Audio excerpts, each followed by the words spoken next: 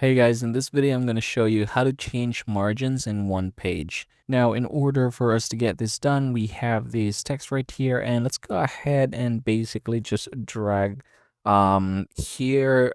Basically we are going to ensure that this is one or normal margin, but we can go ahead and change this one and then leave the rest here with one. So yeah, let's go ahead and put our slider here.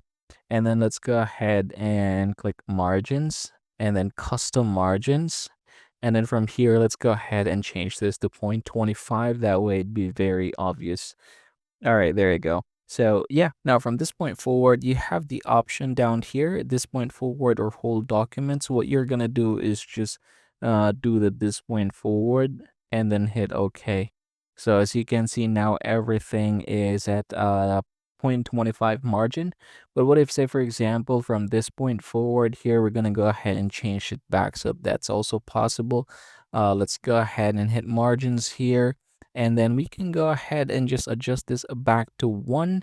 So the margin would be 1 on each or on all sides, and then click this, choose this point forward, hit OK, and then as you can see now, the page 2 is the only one who's having a 0.25 margin. And yep, that's how easy it is to change margins in one page here in Microsoft Word.